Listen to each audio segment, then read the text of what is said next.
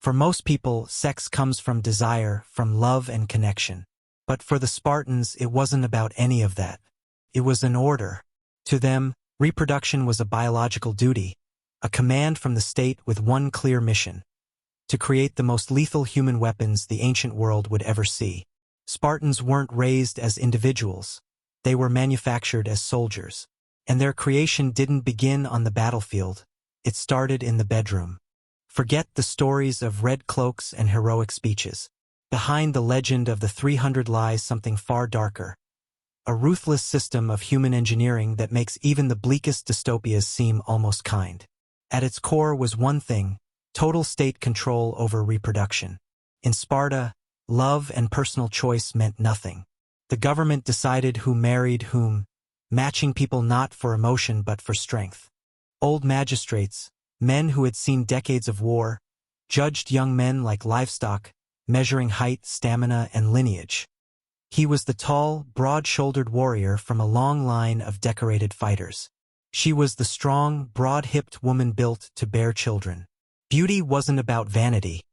It was proof of health, a sign of better blood. Marriages were cold, calculated arrangements made to breed stronger generations. Love didn't matter. Desire was optional. A Spartan's body didn't belong to themselves. It belonged to the state. Every citizen had one duty: to make Sparta stronger through their bloodline. Even women's roles were twisted into something unrecognizable. They weren't seen as wives or mothers, but as vessels for the Spartan nation. Their value came from their ability to produce strong, healthy children. From a young age, Spartan girls trained their bodies not for war, but for childbirth. They ran, wrestled, and threw javelins, all to prepare themselves to carry warriors. Their will didn't count. Their bodies did. They were told their battlefield was the birthing bed, and their highest honor was to bring a soldier into the world. But this system didn't stop there. It went further, into territory that feels almost monstrous today. What happened when a great warrior's wife couldn't conceive? Or when her children were born weak? And what if, somewhere else, there lived a woman in perfect health, married to a frail, aging man? Sparta had an answer for that. Their laws allowed, even encouraged, a strong warrior to father a child with another man's wife. It wasn't called adultery. It was called duty. A woman's womb could be loaned to the state, and often her husband agreed. Producing a strong child, even by another man, was seen as an honor to both the household and Sparta itself. Ideas like love or faithfulness meant nothing beneath the boots of Spartan eugenics. The goal wasn't happiness, it was perfection of the bloodline. So when a Spartan child was finally born, it wasn't a time for joy. It was a test. The baby wasn't placed in its mother's arms. It was carried to a grim place called the Lesh, the gathering hall. There, a council of old warriors called the Gerousia waited, men hardened by years of battle, who judged life through the lens of death. They examined each newborn without emotion. Naked and trembling, the baby was inspected from head to toe. Its legs, its spine, even its cry. Any flaw, any sign of weakness could decide its fate. To the Spartans, this wasn't cruelty, it was logic. They were a small warrior people surrounded by enemies and slaves who outnumbered them 10 to 1. In that kind of world, weakness wasn't just a flaw, it was a danger. A frail child wasn't only a burden.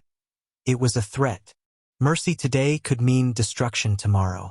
Sparta's creed was simple: survive through strength. No exceptions. And when the council made its decision, that was the end of it. If the baby passed the test, it was returned to its family. He wasn't seen as a son. He was a future soldier, already property of the state. From the moment he took his first breath, his fate was sealed. And if the elders decided he wasn't fit to live, they didn't kill him by sword or drown him in a river. His death was colder than that. The infant was carried to the rocky slopes of Mount Taygetus, to a place called the Apothetai, the deposits. There, in a dark crack of stone, he was left to the wind, the frost, and the beasts. It was a silent death, unseen and unspoken. To Spartan logic, this wasn't murder, it was correction. They believed they were simply returning to nature what nature had made imperfect. A grim offering for the strength of the state. But surviving that first judgment was only the beginning. From then on, a Spartan child's life became a long march toward war. And for the parents, duty didn't stop at birth. The state demanded more, a constant supply of new bodies to feed its war machine. In Sparta, creating life wasn't a privilege. It was an obligation. They practiced what we'd now call eugenics, centuries before the word even existed. The idea that humanity could be perfected through selective breeding didn't start in modern science. It was born here in these rocky hills. For the Spartans, it wasn't hatred that drove them, it was cold practicality. Weakness had no place in their bloodline. To achieve that, even the most private act between man and woman became a public duty. Love, as we know it, wasn't part of the equation. From age 7 to 30, Spartan men lived in communal barracks with their comrades.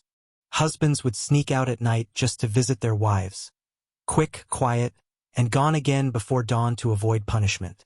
There was no home life, no warmth, no time for affection. Their wives were strangers chosen for their bodies, not their hearts. Their only purpose together was conception. Once a woman was expecting, the man went back to where he truly belonged, the army.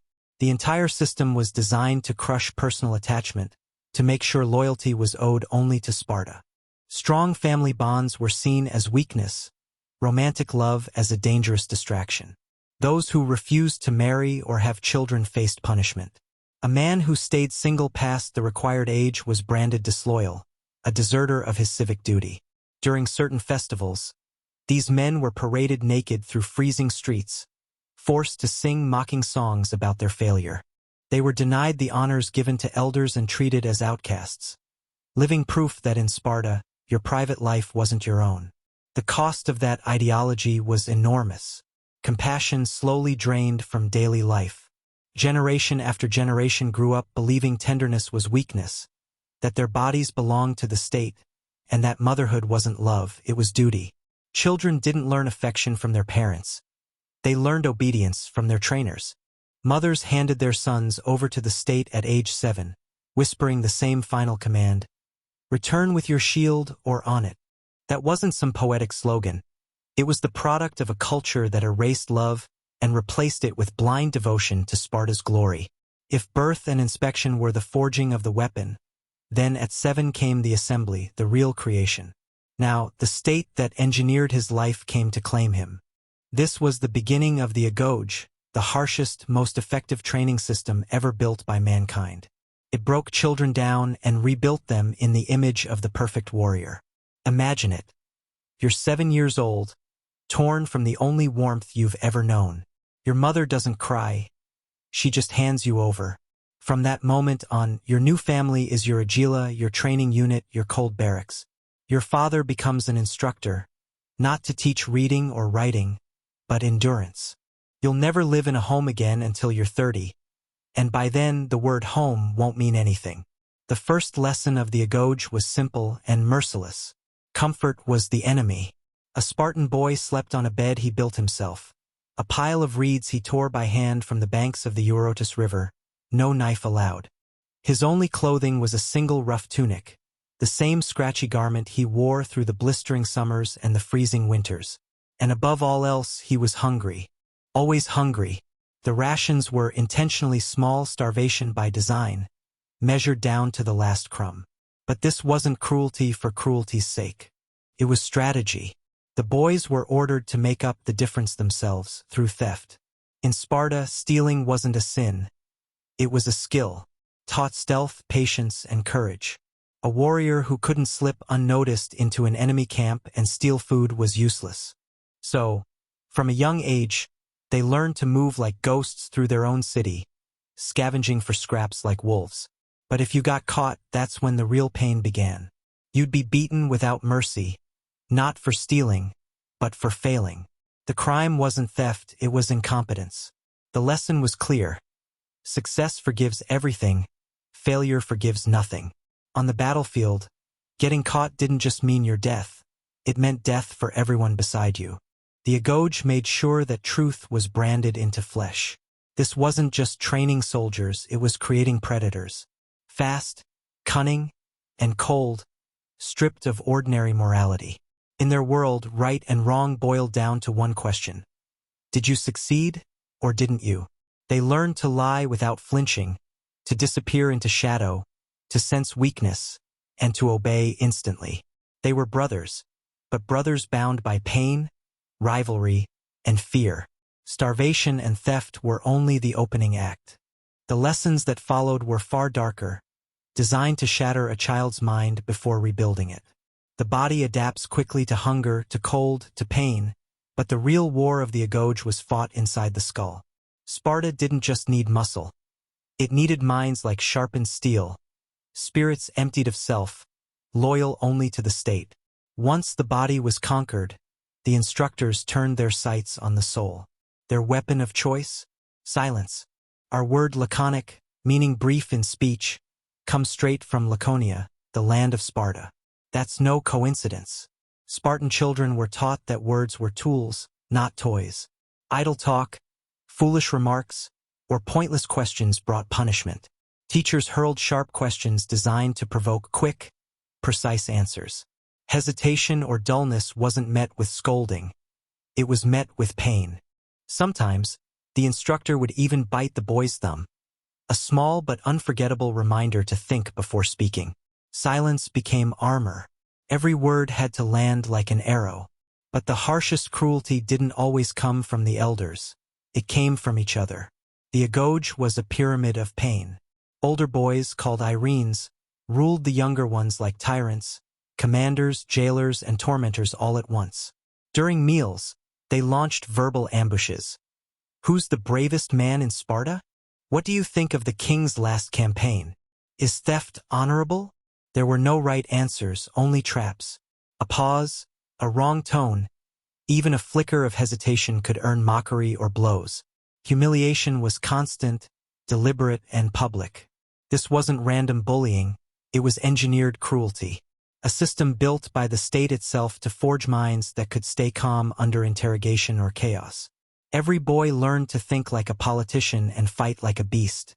He walked a minefield of glances and words where one mistake meant pain or exile. Rivalry was fuel.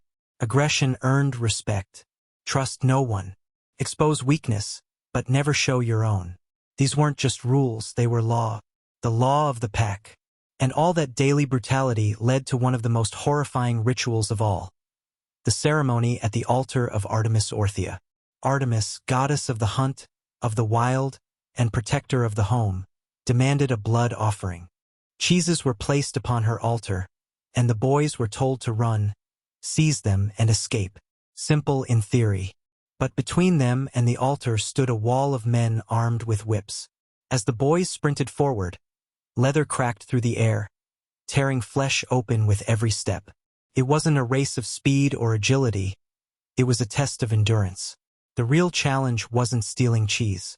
It was seeing how much agony a Spartan boy could withstand without breaking. It wasn't about stealing cheese anymore. It was about standing silent under the whip, enduring agony without a scream, without a tear, without even a flicker of weakness. To cry out was to disgrace yourself.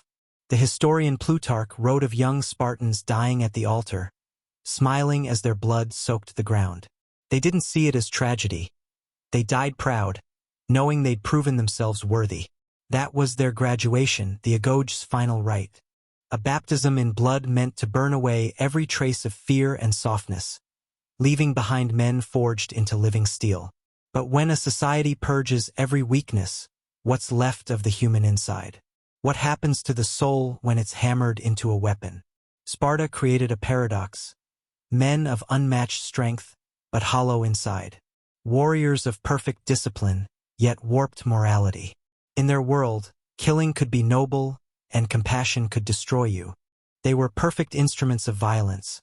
And now, the state demanded proof that they could serve its darkest purpose. That proof came through something few dared to speak of, the Cryptia. It wasn't an army unit, not in the usual sense. It was something far more sinister, a covert death squad, a machine built to spread fear and crush rebellion before it could even begin. To understand it, you have to understand Sparta's greatest obsession: control. A tiny warrior elite ruled over an enormous population of enslaved helots. people who outnumbered them many times over. The Spartans lived under the constant shadow of revolt. Their answer to that fear was simple terror, cold and calculated. Every year, a select few graduates of the agoge, the strongest, smartest, and most ruthless, were chosen for this secret mission. They were sent into the countryside with only a dagger and a few scraps of food. By day they hid. By night they hunted. Their targets were the helots. Not all of them, just the bold ones, the strong ones, those who dared to rise above the rest. These young men became the scythe that trimmed the field, cutting down any stalk that grew too tall. This was their final exam, their ultimate transformation. To kill an unarmed man in the dark wasn't combat, it was indoctrination. A ritual designed to erase the last traces of mercy. They didn't kill from rage or revenge, but because the state commanded it. And to make it legal, the Spartan government performed its own dark ritual. Each year, the ephors, the ruling magistrates, officially declared war on the helots. It was a bureaucratic trick with monstrous meaning. Once the declaration was made, killing a helot wasn't murder, it was war. The killers of the Cryptia weren't criminals. They were soldiers carrying out civic duty. It was a convenient fiction, one that turned mass murder into patriotic service. By the time a Spartan's dagger was stained with blood, his transformation was complete. Born as property of the state, shaped by discipline, stripped of emotion, and now proven capable of killing without hesitation. But what had he really become? A defender of civilization, or its most efficient predator? At 30, he could finally leave the communal barracks. But that so-called freedom was just another form of service. A new duty awaited him. To reproduce, to raise the next generation of weapons for Sparta's endless wars. The killer now had to become a father. His bride, chosen by the state, wasn't a submissive partner. She was his equal in strength and resolve. Spartan women weren't victims of the system. They were the system's backbone. While the boys endured the agoge, the girls followed a brutal training of their own. Physical, ideological, and relentless. In a Greece where women were often kept silent and hidden, Spartan women stood apart. They were educated, athletic, and taught to manage land and estates. Why? Because comfort wasn't the goal, strength was. Everything, every law, every marriage, every child, existed for one purpose: to breed the perfect warrior. Even Plato, watching from Athens, admired this model. He believed it mirrored his idea of an ideal society. But he misunderstood. Sparta didn't aim for equality. It aimed for efficiency, reproductive precision. Spartan women were trained to suppress tenderness and replace it with unshakable patriotism. Their value wasn't measured in affection, but in the caliber of sons they gave the state. They became legends of cold resolve. A Spartan mother, handing her son his shield before battle, would tell him simply, "Return with it or on it." When word of defeat reached the city, other Greek mothers wept. Spartan mothers didn't ask who died. They asked, "Did we win?" One story even tells of a woman who killed her own son after he returned home in disgrace. These women weren't spectators. They were guardians, the living enforcers of Spartan ideology. With bodies and minds molded by the state, marriage in Sparta wasn't an act of love. It was an engineered ritual, and it began like an abduction. The Spartan groom didn't woo his bride, he took her. In the dead of night, her attendants shaved her head, wrapped her in a man's cloak and sandals, and left her waiting in darkness on a bed of straw. He came in secret, fulfilled his duty quickly, and slipped back to the barracks before sunrise. Strange as it sounds, this ritual had purpose. It was designed to keep emotion out of the equation, to prevent domestic affection from interfering with military loyalty. By keeping their meetings brief and hidden, the state believed passion would burn hotter, conception would be more likely, and love, that dangerous distraction, would stay buried. It was the pinnacle of the Spartan system. Two products of indoctrination, male and female, joined in darkness, bound not by love, but by law. Their mission was simple: to create strength. A perfect soldier paired with a perfect mother, the human assembly line of Sparta. And yet, inside that mechanical perfection, a slow poison was already at work. For 3 centuries, the machine ran flawlessly. Sparta ruled Greece. Its warriors were unmatched, its discipline legendary. But the flaw that would destroy it wasn't born from outside, it was bred within. The first poison was demographic collapse. Sparta's brutal eugenics, the killing of weak infants on Mount Taygetus, the obsession with physical perfection, created a dangerously narrow bloodline. Every fallen soldier was an irreplaceable loss. Decades of training, a carefully preserved lineage wiped away. Other cities could recruit new men. Sparta couldn't replace 100 of its own. Their greatest strength, their exclusivity, became their fatal weakness. They were breeding themselves out of existence. The second poison was rigidity. The agoge forged flawless soldiers but not thinkers. It produced men who could obey orders perfectly but couldn't innovate or question. As warfare evolved, Sparta stayed frozen in time, perfect soldiers trapped in a world that now required generals. When faced with new tactics and creative minds, they fought as ghosts of their own past. And the final blow came, ironically, with victory. After defeating Athens in the Peloponnesian War, Sparta was flooded with Persian gold and silver. Wealth, the very thing Lycurgus had once forbidden, corroded their iron discipline. Land became concentrated in the hands of a few, greed replaced austerity, and corruption crept into every rank. The Spartans, who once scorned luxury, became its slaves. The spirit of Sparta, built on equality, simplicity, and discipline, began to decay from within. Then came Leuctra. On that fateful plain, Theban general Epaminondas shattered centuries of Spartan invincibility. Instead of spreading his forces thin, he stacked his left wing 50 men deep and drove it straight into the Spartan right, where the king and his royal guard stood. Innovation crushed tradition. The unbreakable phalanx broke. For the first time in living memory, a Spartan king fell in battle, and with him the myth of Spartan supremacy. Hundreds of their finest died that day, men who could never be replaced. Sparta's warrior caste was broken beyond repair. The empire that had once terrified all of Greece withered into irrelevance. By the time of Rome, Sparta was little more than a curiosity, a living museum where travelers came to watch reenactments of its brutal past. And so, the story of Spartan breeding isn't just history. It's a warning. A people so obsessed with perfection that they stripped away everything human to achieve it. They succeeded, they truly did, in creating the perfect warrior. But in doing so, they sealed their own extinction. The machine that forged heroes eventually devoured itself, leaving behind nothing but ruins, and the faint whisper of a greatness built on cruelty and undone by its own perfection.